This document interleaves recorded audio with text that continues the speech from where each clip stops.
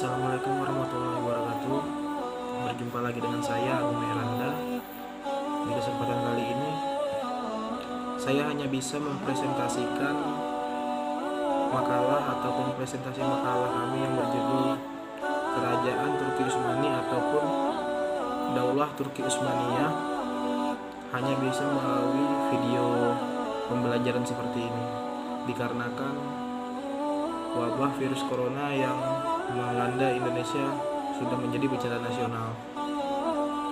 Pada kesempatan kali ini saya akan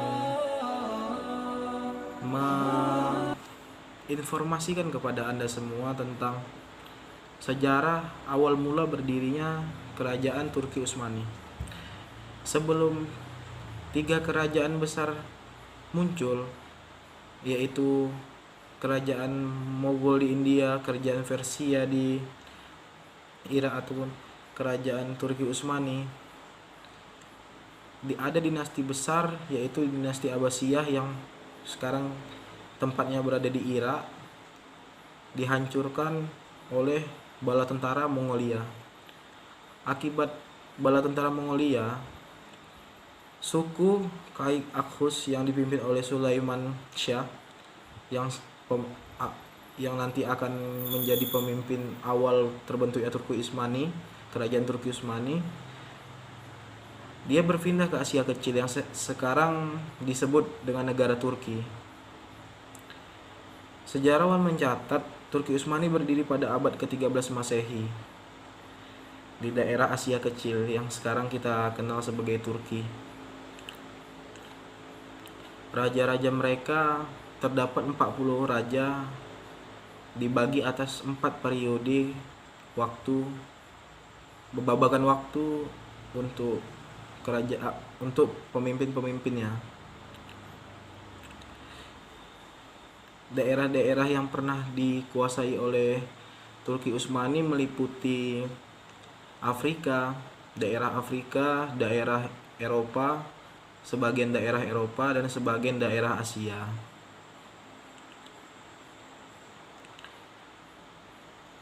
Turki Utsmani berjalan ataupun dari awal hingga masa runtuhnya itu berkisar dari abad ke-13 hingga abad ke-19, kurang lebih 6 abad lebih mereka berdikari menjadi sebuah kerajaan yang besar, menjadi sebuah kerajaan yang bereksistensi di dunia Islam ataupun di peradaban Islam, hingga pada akhirnya runtuh. Mungkin hanya itu saja yang bisa saya sampaikan dari video pembelajaran kali ini. Saya Agung Miranda, salam historia. Assalamualaikum warahmatullahi wabarakatuh.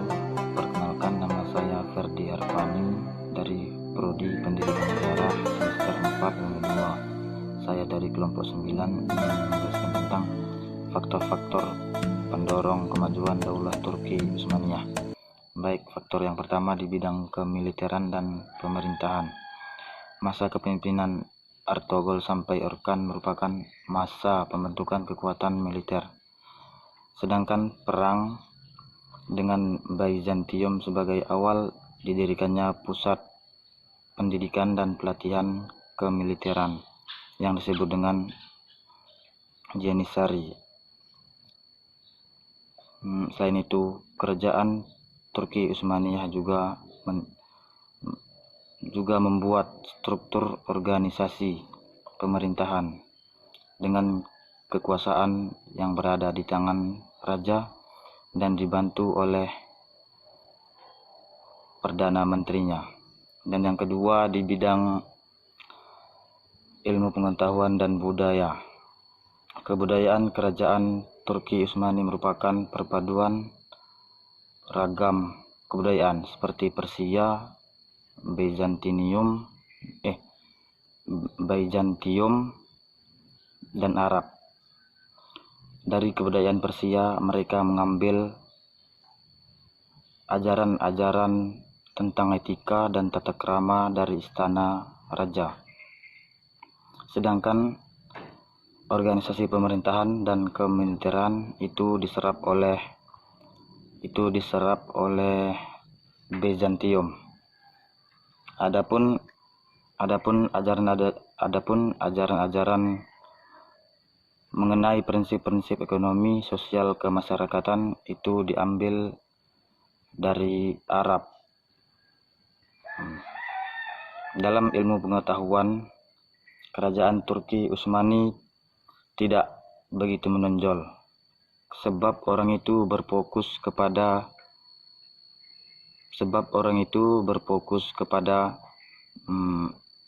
suatu kegiatan militer. Dan yang ketiga, bidang keagamaan. Agama dalam tradisi masyarakat Turki mempunyai peranan besar dalam lapangan sosial dan politik. Masyarakat digolongkan berdasarkan agama, dan kerajaan pun sangat terikat dengan ajaran syariat, sehingga fatwa ulama menjadi hukum yang berlaku. Baik, sekian dari saya. Kalau ada kekurangan, saya mohon maaf. Saya akhiri. Assalamualaikum warahmatullahi wabarakatuh.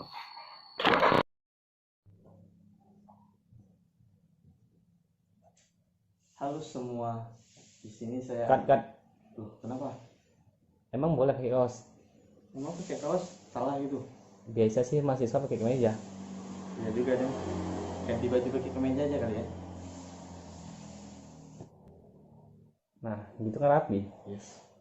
Itu juga sih. Ya, kita mulai ya. Assalamualaikum warahmatullahi wabarakatuh.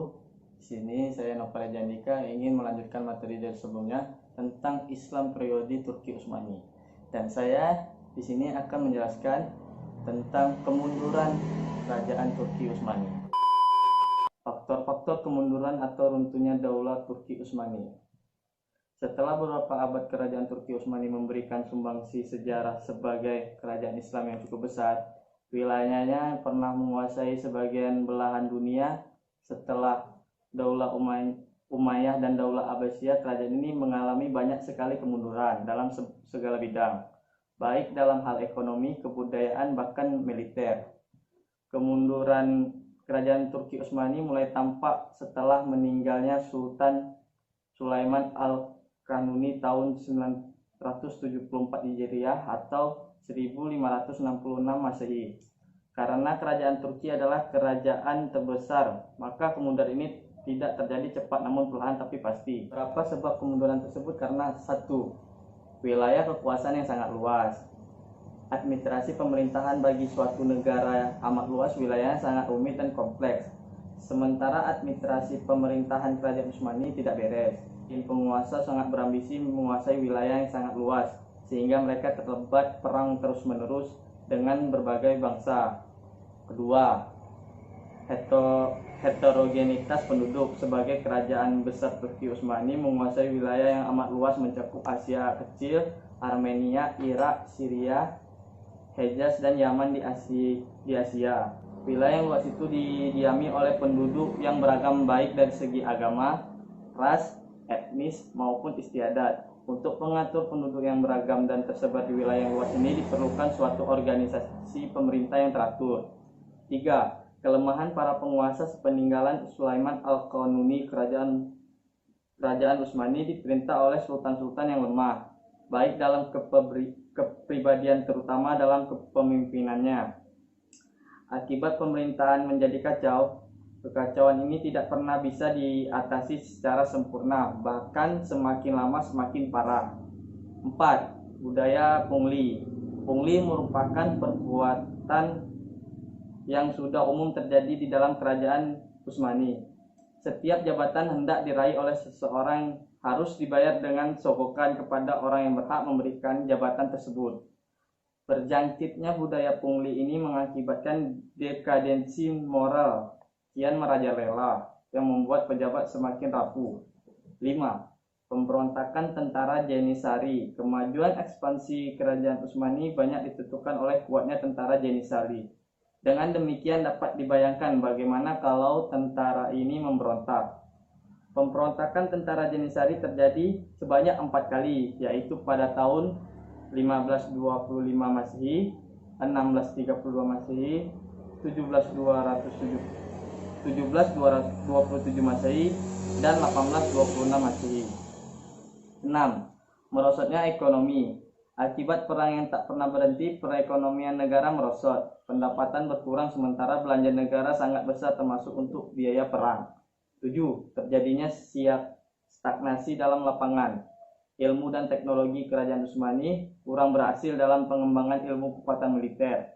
Kemajuan militer yang tidak diimbangi oleh kemajuan teknologi menyebabkan kerajaan ini tidak sanggup menghadapi persenjataan musuh dari Eropa yang lebih maju. Sedangkan Shafik Muqni memaparkan bahwa kemunduran Turki pada abad ke-7 terjadi karena kemerosotan kondisi sosial ekonomi dengan 3 sebab. Pertama, ledakan jumlah penduduk. Perubahan mendasar terjadi pada jumlah penduduk kerajaan sebagaimana terjadi pada struktur ekonomi dan keuangan. Penduduk Turki bertambah 2 kali lipat dari sebelumnya. Kedua, lemahnya perekonomian dalam negeri. Ketiga, munculnya kekuatan Eropa. Munculnya kekuatan politik baru di daratan Eropa dapat dianggap umum sebagai faktor yang mempercepat keruntuhan kerajaan Turki Utsmani. Munculnya kekuatan-kekuatan baru tersebut disebabkan beberapa penemuan dalam teknologi di Eropa yang memacu bangkitnya kekuatan baru di bidang ekonomi maupun militer. Hal ini tidak hanya merubah format hidup masyarakat Islam tetapi juga keseluruhan umat manusia. Turki Utsmani yang berabad-abad menjadi sebuah kerajaan besar dengan peradaban yang cukup tinggi, memadukan budaya-budaya besar Persia, Eropa, dan Arab. Dengan berjalannya waktu, kerajaan Turki Utsmani mengalami kemunduran sejak abad ke-17 Masehi. Sebagai puncaknya pada abad ke-20, tepatnya tahun 1923, kerajaan Turki Utsmani runtuh. Kekhalifahannya dihapuskan dan diganti dengan negara republik. Meski dengan nama negara tersebut masih menggunakan nama Turki karena nasionalisme mereka sebagai bangsa Turki. Sekian, ini saja yang bisa saya sampaikan. Lebih dan kurang saya mohon maaf. Wabillahi taufiq wal hidayah. Wassalamualaikum warahmatullahi wabarakatuh.